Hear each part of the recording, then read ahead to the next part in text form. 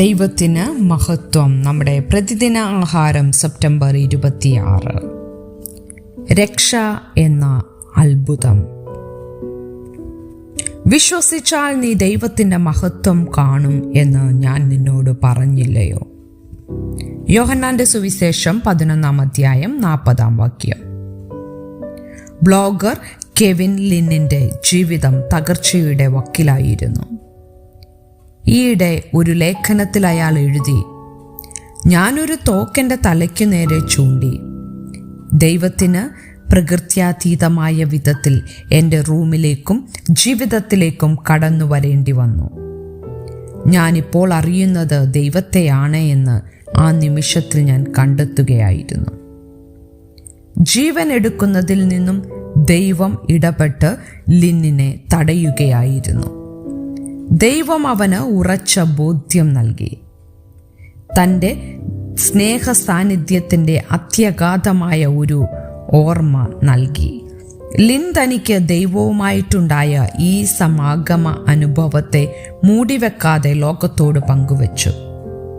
അതിനായി തൻ്റെയും മറ്റനേകരുടെയും ജീവിത രൂപാന്തര കഥ പങ്കുവെക്കുന്ന ഒരു യൂട്യൂബ് ചാനൽ ആരംഭിച്ചു. യേശുവിൻ്റെ സുഹൃത്തും അനുഗാമിയുമായിരുന്ന ലാസർ മരിച്ചപ്പോൾ യേശു എത്താൻ വൈകിയെന്ന് അനേകർ കരുതി. യേശു എത്തുന്നതിന് 4 ദിവസം മുമ്പ് തന്നെ ലാസറിനെ കല്ലറയിൽ വെച്ചു. എങ്കിലും ലാസറിനെ മരണത്തിൽ നിന്ന് ഉയർപ്പിച്ചുകൊണ്ട് മനോവേദനയുടെ ആ സന്ദർഭത്തെ അവിടുന്ന് അത്ഭുതത്തിൻ്റെതാക്കി മാറ്റി. വിശ്വസിച്ചാൽ നീ ദൈവത്തിൻ്റെ മഹത്വം കാണുമെന്ന് ഞാൻ നിന്നോട് പറഞ്ഞില്ലയോ? യേശു ലാസറിനെ മരണത്തിൽ നിന്ന് ഉയർപ്പിച്ചതുപോലെ നമുക്കും അവനിൽ പുതുജീവൻ വാഗ്ദാനം ചെയ്തിരിക്കുന്നു. സ്വന്തം ജീവൻ ക്രൂശിൽ യാഗമായി അർപ്പിച്ച് ക്രിസ്തു നമ്മുടെ പാപങ്ങൾക്ക് പ്രായശ്ചിത്തം ചെയ്യുകയും നാം അവിടുത്തെ കൃപാദാനം സ്വീകരിച്ചാൽ നമുക്ക് പാപക്ഷമ സാധ്യമാക്കുകയും ചെയ്തു.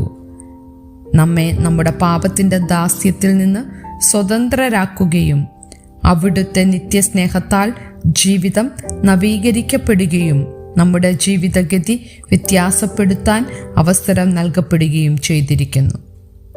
ചിന്തിക്കുക, ദൈവം നിങ്ങളുടെ ജീവിതത്തെ മാറ്റിമറിച്ച ചില അത്ഭുതകരമായ വിധങ്ങളെപ്പറ്റി ചിന്തിക്കുക. മറ്റുള്ളവരെ ദൈവത്തോടടുപ്പിക്കാൻ നിങ്ങളുടെ സാക്ഷ്യത്തെ നിങ്ങൾ എങ്ങനെയാണ് ഉപയോഗിക്കുക? ദൈവത്തിന് മഹത്വം.